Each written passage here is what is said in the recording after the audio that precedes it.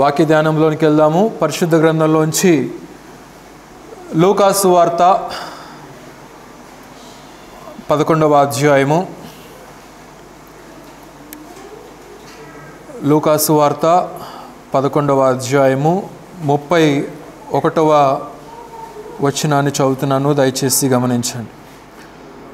దక్షిణ దేశపు రాణి విమర్శ కాలమున ఈ తరము వారితో కూడా లేచి వారి మీద నేరస్థాపన చేయును.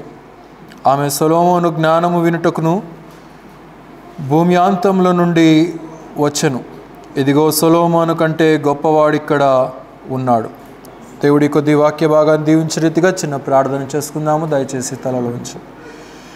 మమ్మల్ని మిక్కిలిగా ప్రేమించినటువంటి మా ప్రియ రక్షక, మా ప్రభువా యేసయ్య, ఈ యొక్క మధ్యాహ్న కాలపు సమయంలో ఇంతవరకు ఆరాధన కార్యక్రమం అంతట్లో కూడా మీరే సర్వ మహిమ ఘనత పొంది ఉన్నారని నమ్ముచున్నాము నాయన.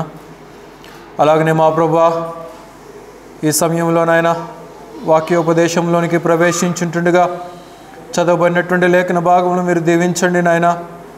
నిలువబడిన నేను మట్టివాడను మీ యొక్క సిలువ చాటును మరుగుపరిచి పరిశుద్ధాత్ముని యొక్క సహాయము ద్వారా మా హృదయాలకు కావలసినటువంటి వాక్కులను మీరే వినిపింపచేయుదురని మా ప్రభువును మా రక్షకుడైనటువంటి యేసుక్రీస్తు వారి అతి శ్రేష్టమైనటువంటి నామంలో స్తుతించి ప్రార్థించి అడిగి వేడుకొనుచున్నాము తండ్రి, ఆమేన్. ప్రభునందు ప్రియులారా, ఇక్కడ మనం చదువుకున్నటువంటి వచన భాగము దక్షిణ దేశపు రాణిని గురించినటువంటి విషయాన్ని ప్రభు అయినటువంటి యేసుక్రీస్తు వారు ఇక్కడ ప్రస్తావిస్తూ ఉంటున్నారు. ఇదే వచన భాగము మత్తయి సువార్త 12వ అధ్యాయము 42వ వచనంలో కూడా అక్కడ కూడా సువార్తికుడు రాస్తూ ఉంటున్నాడు. అయితే ఇక్కడ రెండు విషయాలను ప్రస్తావిస్తూ ఉంటున్నాడు. మొదటిది దక్షిణ దేశపు రాణి వచ్చిందని చెప్పి తెలియచేస్తూ ఉంటున్నాడు. రెండవది విమర్శ కాలం అనేది ఒకటి ఉన్నది అనేటువంటి విషయాన్ని ఇక్కడ పరిశుద్ధాత్ముడు తెలియచేస్తూ ఉంటున్నాడు. అయితే ఈమె ఎక్కడి నుంచి వచ్చింది అని అంటే ఇక్కడ మనం చదివినటువంటి వచన భాగంలోనే మరి తెలియచేస్తూ ఉంటున్నాడు. దక్షిణ దేశపు రాణి విమర్శ కాలమున ఈ తరము వారితో కూడా లేచి వారి మీద నేరస్థాపన చేయును. ఆమె సొలొమోను జ్ఞానము వినుటకు భూమ్యాంతముల నుండి వచ్చెను అని చెప్పి ఇక్కడ తెలియచేస్తూ ఉంటున్నాడు. ఈమె జ్ఞానాన్ని కనుగొనడానికి వచ్చినటువంటి ఆమెగా మనం చూస్తూ ఉంటున్నాం. ఎక్కడి నుంచి వచ్చింది అంటే భూమ్యాంతముల నుండి వచ్చింది. చాలా దూరము నుండి తాను మరి జ్ఞానాన్ని వెతుక్కుంటూ వచ్చింది. అసలైనటువంటి జ్ఞానం ఎక్కడ దొరుకుతుంది, మరి నా హృదయంలో ఉన్నటువంటి ప్రశ్నలకు అర్థాలు ఎక్కడ లభిస్తాయి అనేది ఆమె అన్వేషించింది. ఆమె ఆల్రెడీ ఒక ప్రావిన్స్కు తాను రాణిగా ఉన్నది, ఒక రాజ్యానికి తాను రాణిగా ఉన్నది, ఎంతో జ్ఞానము కలిగినటువంటి ఆమెగా ఉన్నది. అయితే అయినప్పటికీ కూడా ప్రపంచమంతటా కూడా మరి నాకంటే మించినటువంటి జ్ఞానము కలిగినటువంటి వారు ఎవరైనా ఉన్నారా, ఉన్నట్లయితే ఎక్కడ ఉన్నారు అనేటువంటి ఆరా తీసి ఆమె మరి బయలుదేరి వస్తున్నట్లుగా ఇక్కడ మనం గమనించగలుగుతూ ఉంటున్నాం. అలాగైతే యేసుక్రీస్తు వారు ఈమెను గూర్చి మనకు ప్రస్తావన చేస్తూ ఉన్నాడు. విమర్శ కాలం అనేది ఒకటి ఉన్నది, జడ్జిమెంట్ డే అనేది ఒకటి ఉన్నది. ఆ జడ్జిమెంట్ డేన మరి ఈ తరము వారితో నిలవబడి ఆమె మరి మన మీద నేరస్థాపన చేస్తుంది అనేది ఇక్కడ తెలియచేస్తూ ఉంటున్నాడు. ఏమి నేరస్థాపన చేస్తూ ఉన్నది అనేది మనం ఆ లోతైనటువంటి వివరాలను మనం క్షుణ్ణంగా గమనించుకుందాం. సుమారుగా క్రీస్తుకు పూర్వము 949వ సంవత్సరమున 949 BCలో మరి అరేబియా, ఇథియోపియా, యెమెన్, అలాగే ఈజిప్ట్, ఈ 4 ప్రాంతాలు కూడా ఒక రాజ్యముగా ఏర్పడ్డవని చెప్పి చరిత్ర తెలియచేస్తూ ఉన్నది. ఈ కింగ్డమ్ మొత్తానికి కూడా, ఈ 4 భూభాగాలలో ఉన్నటువంటి రాజ్యానికి మొత్తానికి కూడా ఈ దక్షిణ దేశపు రాణి అధికారిగా ఉన్నట్లుగా, తాను రాణిగా ఉన్నట్లుగా తాను పరిపాలించేటువంటి నాయకురాలుగా ఉన్నట్లుగా కూడా మరి చరిత్ర మనకు తెలియచేస్తూ ఉన్నది ప్రియులారా. అలాగైతే ఈమె దగ్గర చాలా ఉన్నాయి. రాజ్యం ఉన్నది, రాజ్యాధికారులు ఉన్నారు, భటులు ఉన్నారు, వజ్రాలు ఉన్నాయి, బంగారం ఉన్నది, వెండి ఉన్నది, అనేక రకాలైనటువంటి భోగభాగ్యాలు అనేకమైనటువంటివి ఉన్నాయి. కానీ అవేవి కూడా తనకు తృప్తినివ్వలేకపోయాయి. Nothing could fulfil her desires. తనలో తన మనసులో ఉన్నటువంటి ఆలోచనను, ఆ జ్ఞానాన్వేషాన్ని మరి ఏదో కొరతగా ఉన్నది. ఆ కొరతను మరి సరిచేసుకోవాలంటే, మరి తన హృదయంలో ఉన్నటువంటి ప్రశ్నలకు అర్థాలను తెలుసుకోవాలంటే తన జ్ఞానము సరిపోవట్లేదు, తన రాజ్యంలో ఉన్నటువంటి ఎవరి యొక్క జ్ఞానము కూడా సరిపోవట్లేదు. అందునిమిత్తమై ఈమె ఒక అన్వేషణ ప్రారంభించినట్లుగా మనం ఇక్కడ గమనించగలుగుతూ ఉంటున్నాం ప్రియులారా. అలాగైతే ఈమె ప్రయాణిస్తూ వస్తూ ఉన్నది, దక్షిణ దేశపు రాణిగా ఉన్నది, యెరూషలేము వైపు ప్రయాణిస్తూ వస్తూ ఉన్నది. యెరూషలేము వైపు ప్రయాణిస్తూ తన దగ్గర ఉన్నటువంటి అనేక రకాలైనటువంటి మరి వజ్రాలు, వైడూర్యాలు, బంగారము, వెండి, ధన సంపద అంతా కూడా తన వెంట తీసుకొని వస్తూ ఉన్నది. జ్ఞానాన్ని వెతుక్కుంటూ తాను వస్తున్నట్లుగా, యెరూషలేము వైపు ప్రయాణిస్తూ వస్తున్నట్లుగా ఇక్కడ మనం గమనించగలుగుతూ ఉంటున్నాం ప్రియులారా. అలాగైతే ఆమె జ్ఞానాన్ని ఏ రీతిగా అయితే అన్వేషిస్తూ ఉన్నదో, మనము కూడా ఆ జ్ఞానాన్ని తెలుసుకోవలసినటువంటి వారమై ఉంటున్నాం. రక్షించబడినటువంటి మనము జ్ఞానానికి ఆధారమై ఉన్నటువంటి మన ప్రభువును మనం తెలుసుకోవలసినటువంటి వారమై ఉంటున్నాం. మరి ఆ దక్షిణ దేశపు రాణి తన దగ్గర ఉన్నటువంటి అనేకమైనటువంటివి వెచ్చించి జ్ఞానాన్ని తెలుసుకోవాలని చెప్పి ఎంతో ప్రయత్నిస్తూ ఉన్నది. మరి మనము కూడా అదే రీతిగా ప్రభువును తెలుసుకోవలసినటువంటి బాధ్యత మన మీద ఉన్నది. సామెతలు 31లో మనం చూస్తాం, జ్ఞానవంతురాలు తన ఇంటిని కట్టుకొను అనేది మనం అక్కడ చూస్తూ ఉంటున్నాం. A wise woman builds her home. కనుక జ్ఞానము కలిగినటువంటి వాడు ఎవడైనా సరే తన ఇంటిని చక్క చేసుకోవాలని చెప్పి ప్రయత్నిస్తారు. ఇల్లు అనగా రెండు రకాలు. మొదటిది భౌతికమైనటువంటి ఇల్లు, రెండవది ఆత్మ సంబంధమైనటువంటి ఇల్లు. భౌతికమైనటువంటి ఇల్లు అనేక రకాలైనటువంటి వాటితో మనం నింపుకోవచ్చు. కానీ ఆత్మ సంబంధమైనటువంటివి మరి భౌతికమైనటువంటి వాటితో మనం నింపుకుంటే ప్రయోజనం లేదు. కానీ ఆత్మ సంబంధమైనటువంటి గృహము, ఆత్మ సంబంధమైనటువంటి ఇల్లు, ఆత్మ సంబంధమైనటువంటి దేవుని జ్ఞానముతోనే నింపబడాలి అనేటువంటి విషయాన్ని ఇక్కడ తెలియచేస్తూ ఉంటున్నాడు. ఈ రాణి బయలుదేరింది తన హృదయంలో ఉన్నటువంటి నిగూఢమైనటువంటి విషయాలను తెలుసుకోవాలని. సొలొమోనుకు తన యొక్క మరి జ్ఞానయుక్తమైనటువంటి ప్రశ్నలను వేసి మరి సొలొమోను ద్వారా మరి అతడు ఒక్కడే జ్ఞాని అని తెలుసుకొని అతని రాజ్యము వైపు, అతని యొక్క సింహాసనము వైపు, అతని యొక్క ప్యాలెస్ వైపు ప్రయాణించి వెళుతున్నట్లుగా ఇక్కడ మనం గమనించగలుగుతూ ఉంటున్నాం. ఒక మాటను చదివి సహాయం చేయండి. సామెతల గ్రంథము 8వ అధ్యాయము 35వ వాక్యాన్ని చదవండి. సామెతల గ్రంథము 8వ అధ్యాయము 35వ వచనం.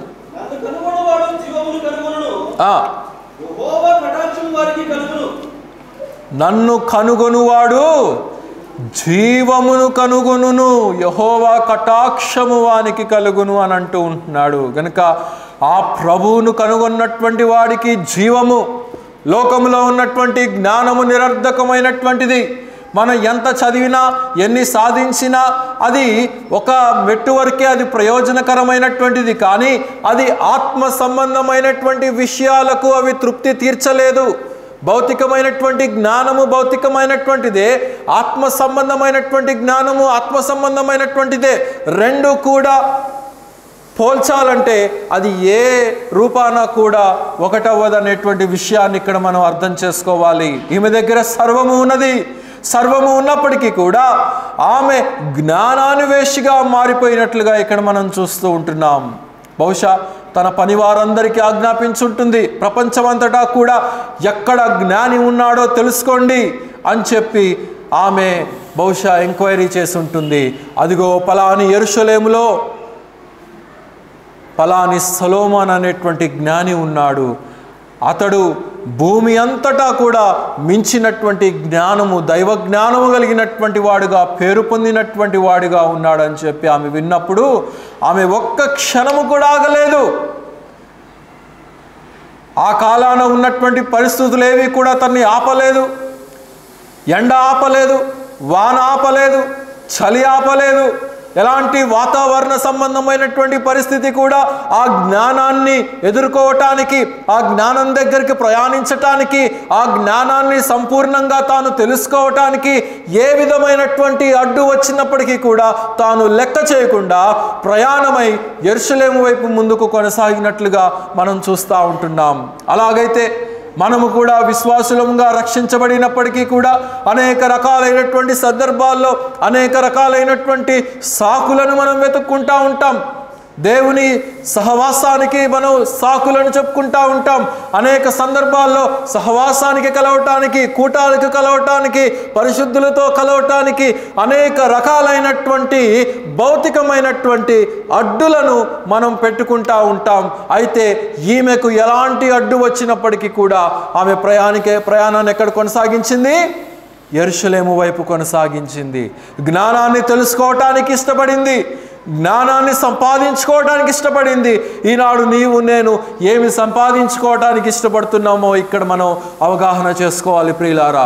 దైవ జ్ఞానము ఉచితముగా మనకు లభిస్తూ ఉన్నది. ఎలాంటి ఖర్చు పెట్టుకోవాల్సినటువంటి పని లేదు, ఎలాంటి ఇబ్బంది పడవలసినటువంటి పని లేదు. కానీ ఆ జ్ఞానము యేసు క్రీస్తు వారి ద్వారా మనకు లభిస్తుంది. ఆయనను సంపాదించుకుంటే అదిగో ఆ జ్ఞానము ద్వారా జీవము లభిస్తుందని చెప్పి అక్కడ జ్ఞాని తెలియచేస్తూ ఉంటున్నాడు. ఆ జీవాన్ని అనేక మంది త్రోసివేసుకుంటున్నారు నేడు.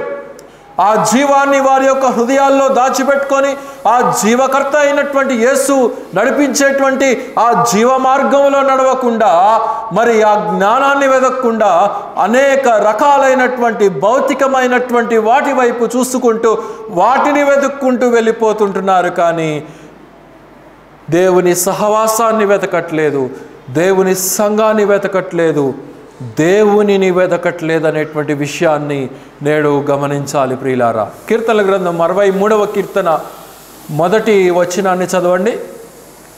63వ కీర్తన మొదటి వచనం.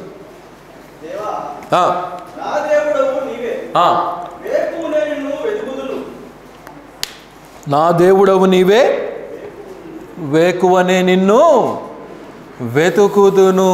ఏమంటున్నాడండి కీర్తనాకారుడు? ఎవరిని వెతుకుతాడంట? వేకువనే. మాట్లాడండి గట్టిగా. దేవుణ్ణి వెతుకుతాడంట. 4 AM బకెట్ బిర్యానీ వెతుకుతానని చెప్పలేదు ఇక్కడ. వేకువనే.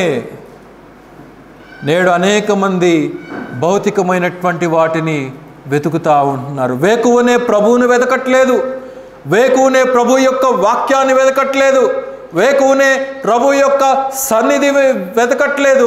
ఈ లోకంలో ఉన్నటువంటి వాటి వైపు పరుగులెత్తుకుంటూ వెళ్ళిపోతూ ఉంటున్నారు. భౌతికమైనటువంటి సహవాసాల వైపు వెళ్ళిపోతూ ఉంటున్నారు. భౌతికమైనటువంటి ఆలోచనల వైపు వెతుక్కుంటూ వెళ్ళిపోతూ ఉంటున్నారు. ఇంకా చెప్పాలంటే ఉదయాన్నే సినిమా హాళ్లను వెతుక్కుంటూ వెళ్ళిపోతూ ఉంటున్నారు. దేన్ని వెతుక్కుంటూ వెళ్ళిపోతున్నారు? ఉదయాన్నే పొద్దున్నే లేవగానే ఆడెవడిదో మొన్న సినిమా వచ్చిందంట, వాడి సినిమాకు పొద్దున్నే వెళ్ళిపోయారు కొంతమంది. గనుక ఈ రీతిగా తయారవుతూ ఉంటున్నారు. ఎలా ఆరాధన చేస్తారో, ఎలా పరిశుద్ధ యొక్క బల్లలో చేయి వేస్తారో నాకైతే అర్థం కావట్లేదు. కానీ ప్రభువుకే నేను అప్పగిస్తుంటున్నాను ఇలాంటి సందర్భాలు. కనుక ఈమె చెప్తా ఉన్నది, ఆమె బహిరంగముగా జ్ఞానాన్ని వెతుక్కుంటా వెళ్ళిపోతూ ఉన్నది. ఎలాంటి పరిస్థితి కూడా ఆమె చూడలేదు. ఏమమ్మా, నువ్వు రానివి కదా, నీకెంతో జ్ఞానం ఉన్నది కదా, నీవు మరలా జ్ఞానాన్ని వెతుక్కుంటూ వెళ్ళవలసినటువంటి అవసరం ఏముందని చెప్పి ఒకవేళ అధికారులు ఎవరైనా చెప్పుంటారేమో. అయినా కానీ ఆమె లెక్క చేయకుండా జ్ఞానాన్ని వెతుక్కుంటూ వెళ్ళిపోతూ ఉన్నది ప్రియులారా. కనుక నేడు మనము దేనిని వెతుక్కుంటా వెళ్ళిపోతుంటున్నామో మనల్ని మనం అవగాహన చేసుకోవలసినటువంటి వారమై ఉంటున్నాం. నేడు అనేక మంది క్రైస్తవులు అని చెప్పుకోవటానికి సిగ్గుపడతా ఉంటున్నారు. ఈ బైబిల్ గ్రంథాన్ని క్యారీ చేయటానికి సిగ్గుపడతా ఉంటున్నారు. ఇప్పుడు చాలా టెక్నాలజీ పెరిగిపోయింది కదా, పాకెట్ బైబిల్స్ అని వచ్చేసినాయి. చాలా చిన్నగా ఉంటాయి. మొన్న నేను కూడా ఒకటి పట్టుకొచ్చాను పిల్లల కోసం అని చెప్పేసి, చిన్న బైబిల్. ఇంకా పిల్లలకి ఇవ్వలేదు అనుకోండి, ఇంకా అంత జ్ఞానం రాలేదని వాళ్ళకి ఇవ్వలేదు. కానీ ఆ పాకెట్ క్యాలెండర్ అంటే పాకెట్లో పెట్టుకుంటే హాయిగా వచ్చేయచ్చు. ఎవరు కూడా దారంతా నన్ను చూడరు, నేను క్రైస్తవుని అని చెప్పి ఎవరికి చెప్పుకోవాల్సినటువంటి పని లేదు. ఎందుకంటే నా సర్టిఫికేట్లో క్రిస్టియన్ అని లేదు, నా ఉద్యోగంలో నేను క్రిస్టియన్ అని ఎవరికి తెలియదు, నా యొక్క అదేమంటారు ఇది రిజర్వేషన్లు అనేటువంటివి ఉంటాయి. కనుక నేను క్రిస్టియన్ అని చెప్పుకోవాల్సినటువంటి పని లేదు అని చెప్పి అనుకుంటా ఉంటారు. కనుక బహిరంగముగా నన్ను ఎవడు దేవుడని ఒప్పుకొనడో అట్టివాడిని నేను నా బిడ్డగా నేను అంగీకరించానని చెప్పి దేవుడు తెలియచేస్తూ ఉంటున్నాడు. బహిరంగంగా నన్ను ఒప్పుకొననటువంటి వాడు నా బిడ్డ కాదు, నా సంబంధి కాదు, వాడు నా సహవాసమును కలిగినటువంటి వాడు కాడు. ఎవడైతే బహిరంగముగా నేను ప్రభువును నమ్ముకున్నటువంటి వాడును, నేను క్రైస్తవుడును, నేను క్రీస్తుకు సాక్షినని చెప్పి ఎవరైతే ఒప్పుకుంటారో అట్టివారే నా ప్రజలుగా ఉంటారని చెప్పి దేవుని యొక్క వాక్యము చాలా స్పష్టముగా తెలియచేస్తూ ఉన్నది. గనుక ఏ రీతిగా మనము మరి తయారవుతున్నామో నేడు అవగాహన చేసుకోవలసినటువంటి వారమై ఉంటున్నాం. నన్ను వెతుకువారు జీవమును కనుగొందురు అని చెప్పి దేవుడు అక్కడ తెలియచేస్తూ ఉంటున్నాడు. రక్షించబడ్డాము, రక్షణ మార్గములో చేరి ఆయన వైపు ముందుకు సాగుతూ ఉంటున్నాము. ఆ జీవమై ఉన్నటువంటి ఆ ప్రభువును సంపూర్ణంగా మన హృదయాలకు హత్తుకొని జీవించవలసినటువంటి బాధ్యత మన మీద ఉన్నది. ఎంతసేపు చూసినా కానీ ఆయనను ఆయాసపరిచేటువంటి జీవిత విధానమే కానీ ఆయనను సంతోషపరిచేటువంటి జీవిత విధానము మనలో ఉన్నదా అనేది మనం ఇక్కడ గమనించాలి. అయితే ఈమె అంటా ఉన్నది, దేవుడు ఏమంటున్నాడంటే ఈమె రేపు విమర్శ కాలము వచ్చినప్పుడు ఈమె ఏం చేస్తుందంట, ఈ తరము వారితో లేచి మన మీద విమర్శ చేస్తుందంట. ఇదిగో నేను జ్ఞానాన్ని వెతుక్కుంటూ వెళ్ళిపోయాను, ఇదిగో నేను వాక్యాన్ని వెతుక్కుంటూ వెళ్ళిపోయాను, ఇదిగో నేను సత్యాన్ని వెతుక్కుంటూ వెళ్ళిపోయాను. మీరేం చేశారు? మీరు దేనిని వెతుక్కుంటూ వెళ్ళిపోయారు? ఈ తరములో ఉన్నటువంటి వారు మీరు ఉన్నారే, మీరు లోకాన్ని వెతుక్కుంటూ వెళ్ళిపోయారు, పాపాన్ని వెతుక్కుంటూ వెళ్ళిపోయారు, స్నేహాన్ని వెతుక్కుంటూ వెళ్ళిపోయారు అని చెప్పి రేపు ఆ ప్రభు యొక్క విమర్శ కాలమున మన ఎదుట నిలవబడామంట. మరి మనల్ని విమర్శించేటువంటి రాణిగా ఆమె నిలవబడుతుందని చెప్పి దేవుడు తెలియచేస్తూ ఉంటున్నాడు ప్రియులారా. గనుక మనల్ని మనం అవగాహన చేసుకోవలసినటువంటి వారమై ఉంటున్నాం. కొరింథీయులకు రాసిన 2వ పత్రిక 5వ అధ్యాయము 10వ వచనాన్ని తిప్పండి. కొరింథీయులకు రాసిన 2వ పత్రిక 5వ అధ్యాయము 10వ వచనం.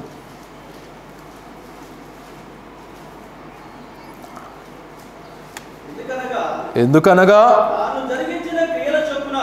తాను జరిగించిన క్రియల చొప్పున అవి మంచివైనను సరే చెడ్డవైనను సరే దేహముతో జరిగించిన ఫలములను ప్రతివాడు పొందునట్లు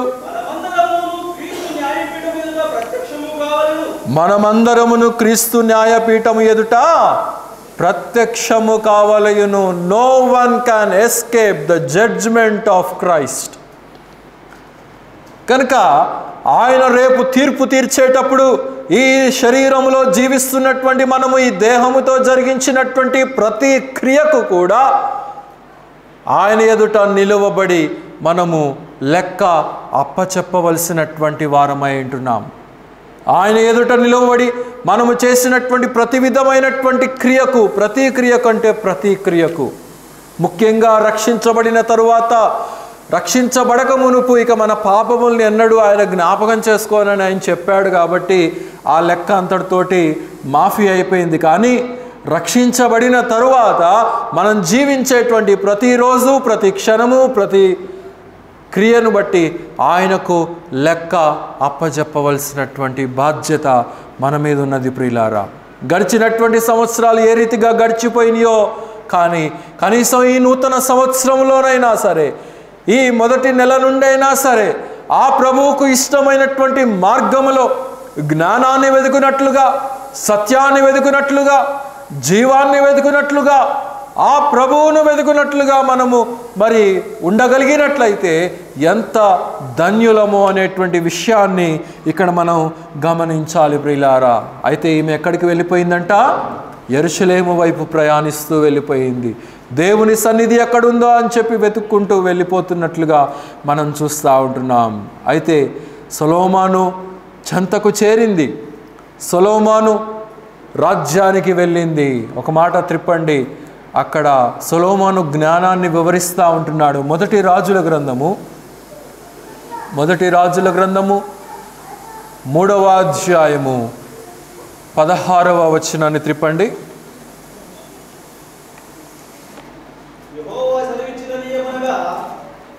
3:16 మొదటి రాజులు 3:16. తర్వాత వేశ్యలైనటువంటి ఇద్దరు స్త్రీలు రాజునొద్దకు వచ్చి అతని వద్ద నిలిచిరి. వారిలో ఒకరు ఇట్లు మనవి చేసెను, నా ఏలినవాడా చిత్తగించుము,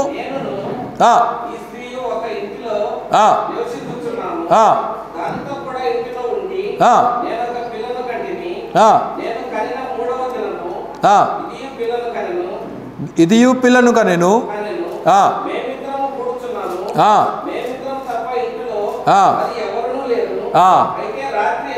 రాత్రి యందు తన పిల్ల మీద పడగా అది చచ్చెను. ఇక్కడ రాజు యొక్క సముఖానికి, సొలొమోను యొక్క సముఖానికి ఇద్దరు స్త్రీలు వచ్చారు. వారిద్దరు కూడా ఇద్దరు పిల్లల్ని కన్నారు 3 రోజుల తేడాలో. అయితే రాత్రికాలం నిద్రపోతూ ఉంటుండగా ఒక స్త్రీ బాగా గాఢ నిద్రలో ఉండి మరి దొర్లి పిల్లోడి మీద పడింది. పిల్లవాడి మీద పడగానే అక్కడికక్కడే ఊపిరాడక పిల్లవాడు చచ్చిపోయాడు. అయితే తర్వాత చూసేసరికి పిల్లవాడు చచ్చిపోయాడని ఆ స్త్రీ ఎరిగి తన ప్రక్కనే అదే ఇంటిలో ఉంటున్నటువంటి మరి ఒక స్త్రీ పక్కన ఉన్నటువంటి బ్రతికి ఉన్నటువంటి శిశువును మార్చేసింది. చనిపోయిన బిడ్డను తీసుకెళ్ళి అక్కడ పెట్టింది, బ్రతికి ఉన్నటువంటి బిడ్డను తీసుకొచ్చి ఈమె దగ్గర పెట్టుకుంది. ఈమె దగ్గర పెట్టుకున్నప్పుడు తర్వాత నిదానించి అవతల స్త్రీ చూసినప్పుడు ఈ పుట్టినటువంటి బిడ్డ పోలిక నా బిడ్డ పోలికలాగా లేదే అని చెప్పి నిదానించి గమనించిన తర్వాత వెంటనే రాజుగారి దగ్గరికి సమాచారం తీసుకొని వెళ్ళిపోయారు. వెళ్ళిపోయి అక్కడ జరిగినటువంటి సందర్భాన్నంతా కూడా తెలియచేస్తూ రాజు సముఖం దగ్గర, లేదు ప్రభువా, బ్రతికున్నటువంటి బిడ్డనే నా బిడ్డ, ఆ చచ్చినటువంటి వాడు అవతల ఆమె బిడ్డ అని చెప్పి ఇద్దరు, ఇది నా బిడ్డ అంటే నా బిడ్డ, నా బిడ్డ అంటే నా బిడ్డ అని చెప్పి ఇద్దరు కూడా తగులాడుకుంటూ ఉంటున్నారు సొలొమోను యొక్క సమక్షంలో. సొలొమోను వెంటనే ఏం చేశాడంటే, వెంటనే భటులకు ఆజ్ఞాపించాడు, ఒక ఖడ్గాన్ని తీసుకొని రండి అని చెప్పాడు. వెంటనే ఖడ్గాన్ని తీసుకొని వచ్చారు. ఖడ్గాన్ని తీసుకొని వచ్చిన తర్వాత, ఇదిగో ఈ బ్రతికి ఉన్నటువంటి శిశువు చెరిసగం చేసి ఇచ్చేస్తాను, మీరిద్దరూ తీసుకొని వెళ్ళిపోవచ్చు అని చెప్పి అంటే వెంటనే అసలైనటువంటి తల్లి, బ్రతికి ఉన్నటువంటి బిడ్డ యొక్క అసలైనటువంటి తల్లి ఏం చేస్తుందంటే, వద్దు వద్దు రాజా వద్దు, ఆ బిడ్డ ఎవరి దగ్గర ఉన్నా సరే పర్వాలేదు, ఆ బిడ్డను చంపివేయవద్దు, నరికివేయవద్దు, ఆ బిడ్డను ఎవరో దగ్గర బ్రతకని అని చెప్తుంది. ఈ దొంగతనం చేసినటువంటి తల్లి ఎవరైతే ఉన్నదో ఆమె అన్నది, చేసేయండి, ఇద్దరికి పని చేయండి, ఓ పని అయిపోతుందని చెప్పేసి రాజుగారికి అంది.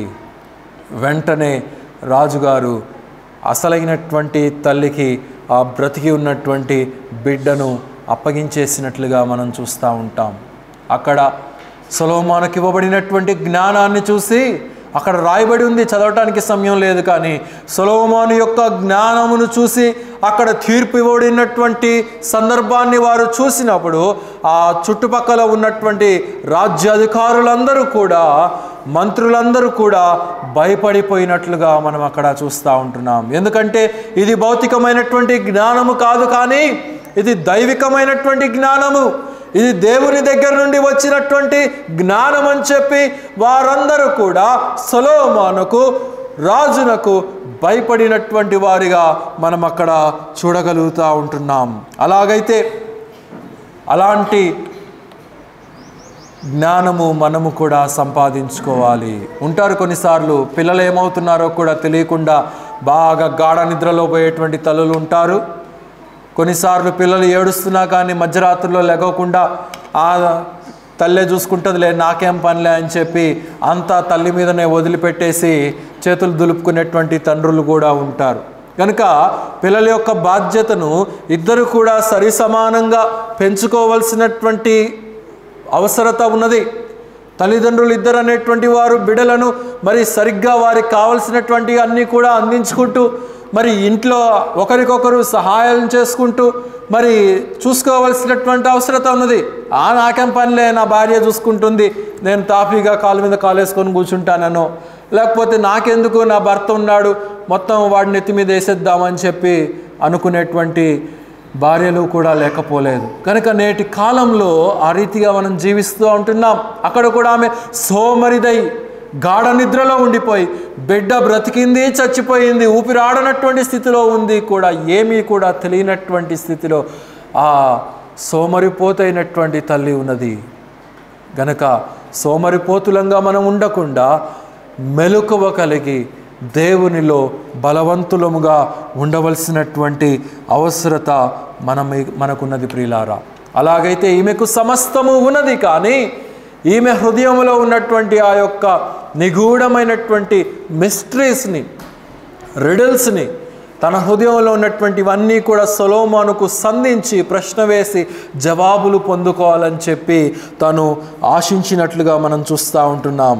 అయితే అక్కడే చూడండి, రాజుల మొదటి గ్రంథంలోనే 10వ అధ్యాయము 1వ వచనంలో అంటూ ఉన్నాడు. గమనించండి, రాజుల మొదటి గ్రంథము 10వ అధ్యాయము 1వ వచనం.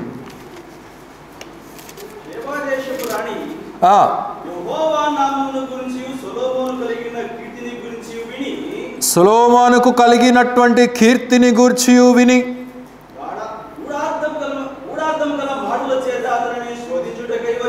గూఢార్థములు గల మాటల చేత అతనిని శోధించుటకై వచ్చెను.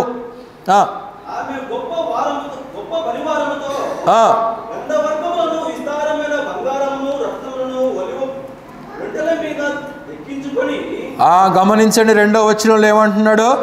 ఆమె గొప్ప పరివారముతో గంధవర్ణమును, విస్తారమైన బంగారమును, రత్నములను ఒంటెల మీద ఎక్కించుకొని యెరూషలేమునకు వచ్చెను. దేవుని యొక్క సన్నిధికి వచ్చేటప్పుడు ఎలాగ రావాలంటే దివాలా తీసినటువంటి స్థితిలో రాకూడదు, చినిగిపోయినటువంటి బట్టలు వేసుకొని రాకూడదు.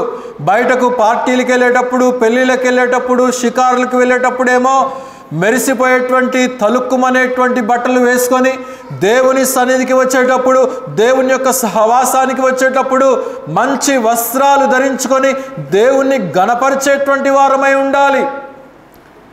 శ్రేష్టమైనటువంటి ఈవులతో ఆయన యొక్క సముఖములోనికి ఆయన చేరి మనము ఆరాధించవలసినటువంటి వారమై ఉంటున్నాం. ఈమె ఏం చేస్తుందంట? రాజు సముఖానికి వచ్చేటప్పుడు గొప్ప పరివారముతో వచ్చిందంట, బంగారముతో వచ్చిందంట, గంధవర్ణమును తీసుకొని వచ్చిందంట. అంటే తనకున్నటువంటి శ్రేష్టమైనటువంటి వాటిని రాజులకు తీసుకొని వచ్చి సమర్పిస్తున్నట్లుగా మనం చూస్తూ ఉంటున్నాం. మనం ఏం చేస్తాం? చినిగిపోయినటువంటి నోట్లు, అతుకేసినటువంటి నోట్లు, మార్కెట్లో పనికిరానటువంటివి, పురుగు పట్టినటువంటి బియ్యము. ఇప్పుడు బియ్యాలు ఎవరు తేయట్లేదు అనుకోండి, డాడీ చనిపోయిన దగ్గర నుంచి మానుకున్నారు బియ్యాలు తేయటం. గనుక ఈ రీతిగా మనం చేస్తూ ఉంటాం దేవుని సముఖానికి వచ్చేటప్పుడు. కనుక ఇక్కడ దేవుని సన్నిధికి ఉన్నటువంటి విశిష్టత, ఆయన సహవాసానికి, ఆయన యొక్క సన్నిధికి ఉన్నటువంటి ప్రాముఖ్యతని ఇక్కడ మనకు తెలియచేస్తూ ఉంటున్నాడు. మనము ఘనముగా రావాలి, ఘనముగా వచ్చి ఘనమైనటువంటి వాటిని మన హృదయాల్లో నుండి మన చేతుల ద్వారా ఆయనకు సమర్పించవలసినటువంటి వారమై ఉంటున్నాం. అంతేగాని తీసిపారేసినటువంటివి ఆయనకు ఇవ్వవలసినటువంటి అవసరత ఆయనకు ఏమీ కూడా లేదనేటువంటి విషయాన్ని ఇక్కడ మనం గమనించాలి ప్రియులారా. ఇంకా ఏమంటున్నాడండి, క్రిందకి చదవండి.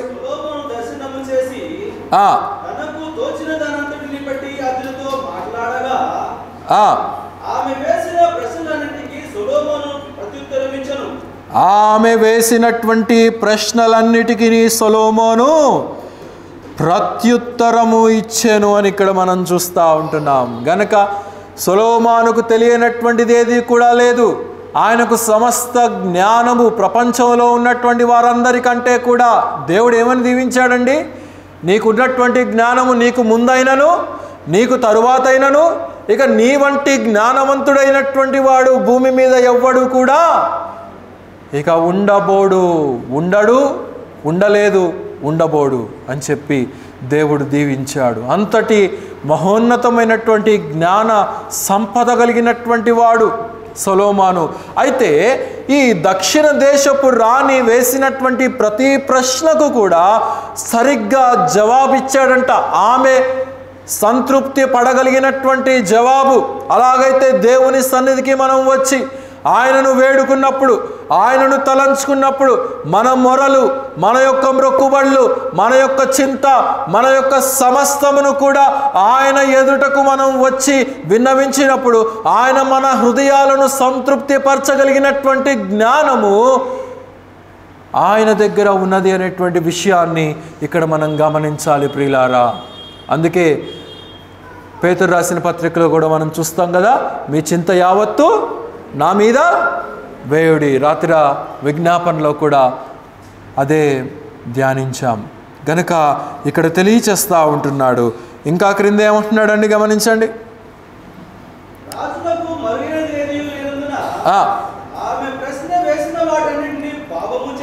భావము చెప్పెను.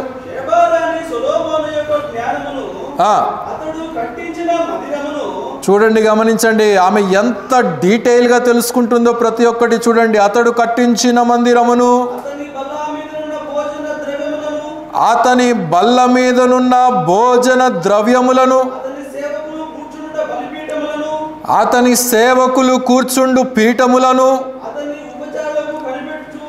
అతని ఉపచారులు కనిపెట్టుటను, వారి వస్త్రములను అతనికి గిన్నెను అందించు వారిని యెహోవా మందిరమందు. గమనించండి, ఆమె ప్రతిదీ కూడా she is examining in very particularly. ప్రతిదీ కూడా ఇన్ డీటెయిల్గా ఆమె పరీక్షిస్తూ ఉన్నది. సొలొమోను జ్ఞానాన్ని గురించి వినటం మాత్రమే కాదు, అక్కడికి వచ్చి బల్ల మీదనున్నటువంటి భోజన ద్రవ్యములను చూసిందంట, సేవకులు కూర్చుంటేటువంటి పీఠములను చూసిందంట, గిన్నెను అందించేటువంటి వారిని క్షుణ్ణంగా చూసిందంట, పనివారు వేసుకున్నటువంటి వస్త్రాలు ఎలాంటియో ఆమె గమనించిందంట.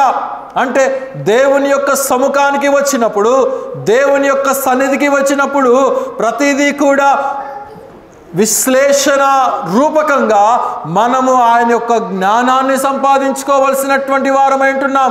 ఏదో వచ్చామండి, వెళ్ళామంటే వెళ్ళాము, మందిరం టైంకి వచ్చాము, మందిరం అయిపోగానే మేము వెళ్ళిపోయాము, ఏం చెప్పారు వాక్యం అంటే ఏమో మాకు తెలియదని, లేకపోతే పలాని దగ్గర ఏం తెలుసుకున్నారు మీరంటే ఏమో మాకు తెలియదంటే ప్రయోజనం లేదు. ఈమె రాజు సముఖానికి వచ్చింది, జ్ఞానాన్ని ప్రశ్నలు వేసి సంపూర్ణంగా తెలుసుకుంది. అంత మాత్రమే కాదు, ఇంకా అక్కడ ఉన్నటువంటి ఉపకరణాలన్నింటినీ సంపూర్ణంగా తెలుసుకుందంట. పనివారు వేసుకున్నటువంటి బట్టలతో సహితము, వస్త్రాలతో సహితము ఇన్ డీటెయిల్గా తెలుసుకుందంటే ఆమె ఎంత పరిపూర్ణంగా రాజు సముఖానికి వచ్చి విశ్లేషిస్తుందో మనం గమనించాలి ప్రియులారా. అలాగే ఎప్పుడైనా మనం విశ్లేషించామా?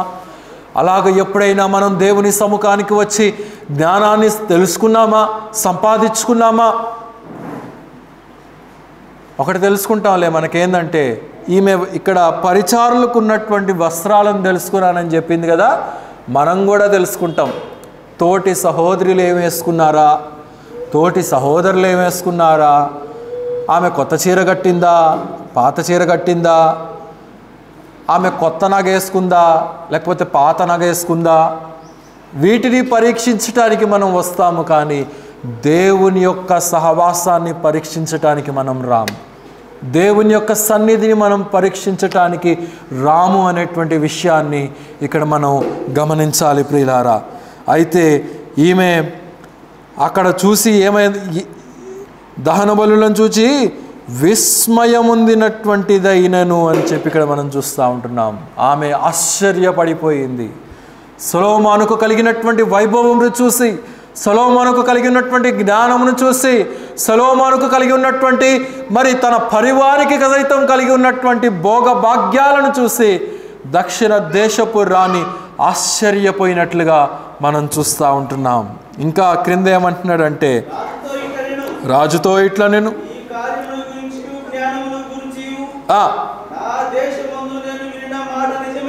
నా దేశమందు విన్నటువంటి మాట నిజమే,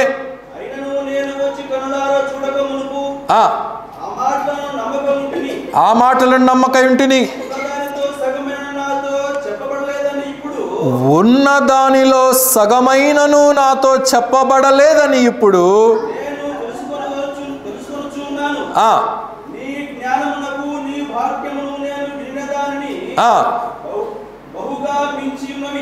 బహుగా మించి ఉన్నవి కనుక నేను విన్నది కొంచెమే.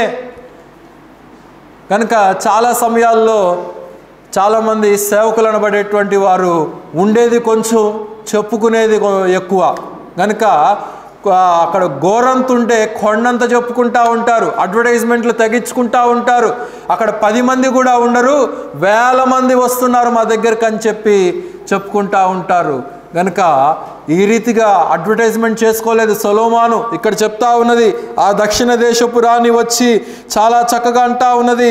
ఏమని అంటా ఉన్నదంటే, నేను విన్నది చాలా కొంచెమయ్యా, నీకున్నటువంటి జ్ఞానము కానీ నీ భాగ్యములను గురించినటువంటి నేను తెలుసుకున్నటువంటిది కానీ అది చాలా కొంచెమే నేను విన్నాను, ఇప్పుడు వచ్చి కనులారా చూసి ఆశ్చర్యపడుతున్నాను అని చెప్పి తెలియచేస్తూ ఉన్నది. అలాగైతే ఇంకా క్రింద ఏమంటుందని గమనించండి, నీ జనులు భాగ్యవంతులు,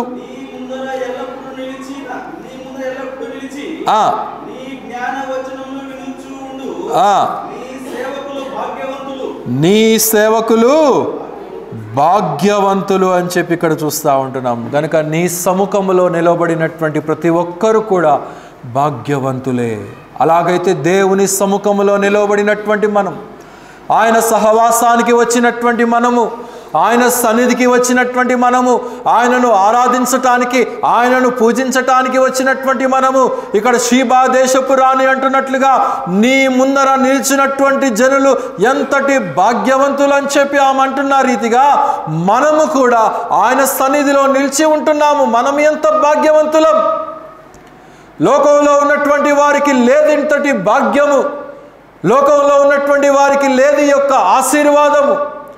మనకు దేవుడు ఇచ్చాడు, దానిని మనం నిరర్ధకము చేసుకోవలసినటువంటి పని లేదు. కానీ దానిని ఉపయోగకరముగా మార్చుకొని ఆయనను సేవించు రీతిగా, ఆయన ప్రజలముగా, ఇక్కడ సొలొమోను సముఖంలో ఉన్నటువంటి ప్రతి ఒక్కరు కూడా ఆయనకు తగినట్లుగా ఏ రీతిగా అయితే ఉన్నారో మనము కూడా ఆయన సముఖములో నిలిచినప్పుడు, ఆయన సన్నిధానములో మనం నిలిచినప్పుడు, మరి ముఖ్యంగా రేపు విమర్శ కాలమున ఆయన ఎదుట నిలిచినప్పుడు ఆ దక్షిణ దేశపు రాణి మనం పక్షము మనకు ఎదురుగా నిలిచి మన మీద విమర్శ చేయకుండా ఉండునట్లుగా మనము ఆయనను వెంబడించాలి.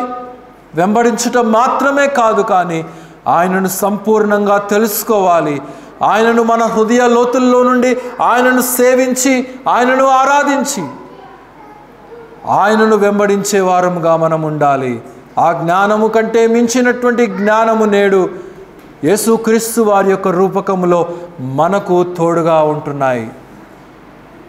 బుద్ధి జ్ఞాన సర్వ సంపదలు నాయందే గుప్తములై ఉన్నవి గనక ఆయనను ఆశ్రయించినటువంటి వారికి ఆయన జ్ఞానము కొదువుగా ఉండదు, ఆయన సహవాసము కొదువుగా ఉండదు. గనక దానిని మనం ఉపయోగకరంగా మార్చుకొని ఆయనను సేవించినట్లయితే గొప్ప ధన్యత మనకు లభిస్తుంది. గనక అట్టి జీవిత విధానము మనందరికీ కూడా సర్వకాలము తోడై ఉండి మనల్ని ముందుకు నడిపించునుగాక. అందరూ కూడా తలలు వంచుకున్నట్లయితే ముగింపు ప్రార్థన చేసుకుందాం. మమ్మల్ని మిక్కిలిగా ప్రేమించినటువంటి మా ప్రియ రక్షక, మా ప్రభువా యేసయ్య, ఈ మధ్యాహ్న కాలపు సమయంలో మా వినికిడిలో చదవబడినటువంటి లేఖన భాగంలో ఉండేటువంటి కొన్ని సత్యాలను మేము నేర్చుకునేటువంటి కృపను ధన్యతను మీరు మాకు ఇచ్చారయ్యా. అందును బట్టి ఎంతగానో స్తుతించుచుంటున్నాము. అలనాడు నాయన షీబా దేశపు రాణి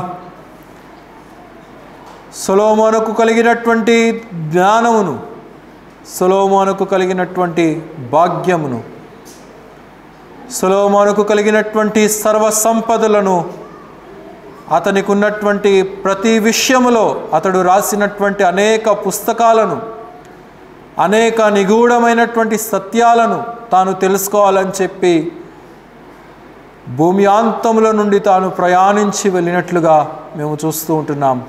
అయితే తన ప్రయాస వృధా కాలేదు. సొలొమోను సముఖానికి చేరి తన హృదయంలో ఉన్నటువంటి ప్రతి విధమైనటువంటి గూఢార్థ భావములను తాను తెలుసుకొని వివేచన ఆత్మను కలిగి తాను ఆశ్చర్యపడు రీతిగా మీరు ఎన్ని రీతులుగా సొలొమోనును విస్తరించారో, ఆశీర్వదించారో, ఎన్ని రీతులుగా తన జ్ఞానము ఉన్నతమైనటువంటి రీతిలో ఉన్నదో ఆశ్చర్యపడు రీతిగా ఉన్నట్లుగా మేము మీ లేఖనాల ద్వారా చూస్తూ ఉంటున్నాం. ఒక రాణియే విభ్రాంతి పడేటువంటి జ్ఞానమును మీరు సొలొమోనుకి ఇచ్చారు. అయితే దానిని సొలొమోను చివరి కాలంలో మరి భ్రష్టుడైనట్లుగా కూడా మేము మీ యొక్క లేఖనాల్లో మేము చూస్తూ ఉంటున్నాం. కానీ మేము ఆ రీతిగా ఉండకుండా మా రాజులకు రాజువు, ప్రభువులకు ప్రభువు అయినటువంటి నీ యొక్క సముఖానికి మేము వచ్చి ఉంటున్నాం. నీ యొక్క సహవాసానికి మేము వచ్చి ఉంటున్నాం. మా హృదయ స్థితి ఎరిగినటువంటి వాడవు. మా హృదయాల్లో ఉన్నటువంటి ప్రతి పరిస్థితిని కూడా గూఢార్థ భావములను ఛేదించి, మా చింత, మా యొక్క పరిస్థితులన్నీ కూడా ఛేదించి మీ యొక్క సత్యాలను, మీ యొక్క జీవాన్ని, మీ యొక్క జ్ఞానాన్ని మేము సంపాదించుకునేటువంటి వారంగా మేము ఉండు రీతిగా మీ యొక్క సహాయాన్ని మాకు దయచేయండి నాయన. మీ దగ్గర ఉన్నటువంటి సంపద విశిష్టమైనటువంటిది.